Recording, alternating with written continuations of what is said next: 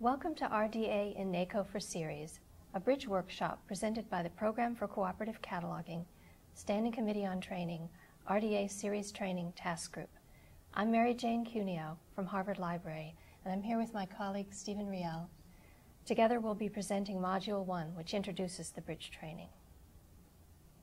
Our task group had many contributors from several institutions and was chaired by Carl Horn of Indiana University.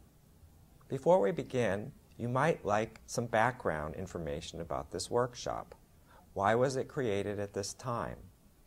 What is its relationship to the RDA and NACO training modules?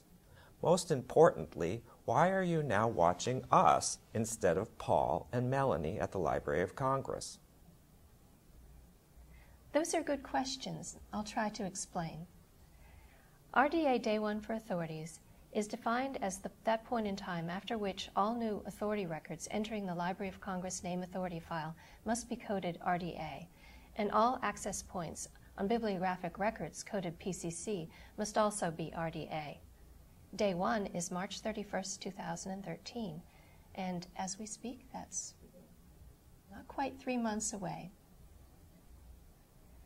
The RDA and NACO training modules, bridge version, for names, were created at the Library of Congress and made available online in spring of 2012 to prepare all independent NACO contributors for RDA Day 1 for Authorities. While those modules provide all the necessary knowledge for the transition to RDA authority work, they don't cover specialized materials like music and law, and they don't cover series. Within the PCC, the appropriate communities have been invited to create supplementary materials in these areas. So far, I've been talking about recent history. Now I'd like to step back a few years. On June 1st, 2006, the Library of Congress implemented its decision not to create or update series authority records and not to provide series access on bibliographic records. The Program for Cooperative Cataloging offers its members the option to continue to trace series and to create series authorized access points in the name authority file through NACO. Therefore, responsibility for series policy decisions and for series authority training now rests with PCC member institutions outside LC. In August 2012, the Standing Committee on Training, Series Training Task Group was formed and charged to create training materials for series authority work using RDA. This bridge training is the first one. We're also putting together a workshop intended for catalogers who have not yet done any series NACO authority work. This workshop supplements the RDA and NACO training modules, bridge version, prepared at the Library of Congress, and echoes its style, format, organization, and delivery. It is online, it is freely available, it is self-paced, and it includes exercises and quizzes throughout. Although this workshop's structure reflects RDA, it draws on these legacy sources. And although RDA may be used with a variety of encoding schemes, we present it here in Mark 21.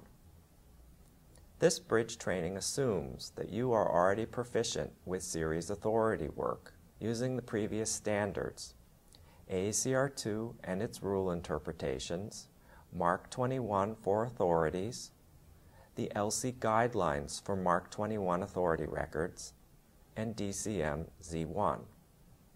It also assumes that you have completed the foundational RDA in NACO training modules in their bridge version.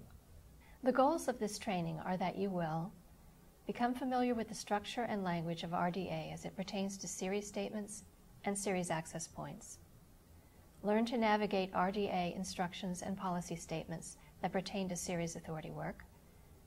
Learn which aspects of series authority work have changed under RDA and which have remained the same, so that you will be able to create series authority records in MARC that follow RDA instructions and meet PCC NACO standards. In RDA, series is defined almost exactly as it was in AACR2. The only difference is that the wording has been updated to reflect Ferber entities. The words item and items have been changed to resource and resources. In spite of this continuity, how we think about series metadata in RDA has changed somewhat, hasn't it, Mary Jane? Yes, it's evolving. For resources issued in series, libraries usually create metadata on two levels: comprehensive for the series as a whole and analytic for the individual parts. For now, this practice will continue. AACR2 provided for two kinds of metadata, bibliographic and authority. On the other hand, RDA records metadata, then uses it to form authorized access points and variant access points. This is not just a change in vocabulary, but also in our way of thinking about metadata elements and how they interrelate. Our thinking about records has begun to change. For now, we still use the MARC format for encoding. It arranges the metadata into discrete records. Therefore, for practical purposes, the record-level structure of metadata as expressed in MARC 21 hasn't changed. Not yet. Under AACR2, the series authority record has the same choice and form of entry as its corresponding collected set record. Under RDA, the authorized access point for a series will be the same as its authorized access point for its comprehensive description. Under RDA, we will continue to transcribe series statements and create series authority records for our familiar friends, these four different types of resources. Monograph series and analyzed serials have serial comprehensive descriptions. Multi-part monographs have monographic comprehensive descriptions. Series-like phrases have no comprehensive descriptions. Records for series-like phrases are created to save time for the cataloger. Valid in MARC 21, records for series-like phrases are not mentioned in AACR2 nor RDA. However, they continue to be described in the policy statements as they were in the rule interpretations. Since they have proved useful, their place in the current metadata environment will need to be discussed. This is a time of change. Policy statements linked to the RDA instructions are being added and updated frequently. Called LC-PCC policy statements to emphasize their shared nature, the statements include labeling to indicate where LC and PCC practices are the same and where they diverge. An effort is made to keep LC and PCC policies congruent, but for series, they do differ.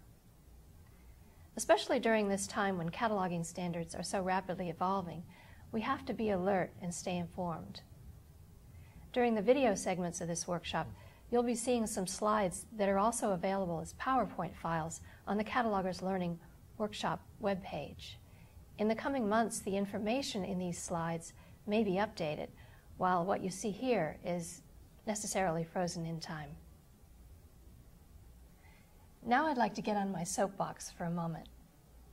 It has always been true that PCC catalogers may step up and join the profession's conversations, but for series authority work especially, and I did mention this before, future policy decisions and best practices will be made by catalogers at institutions beyond the Library of Congress.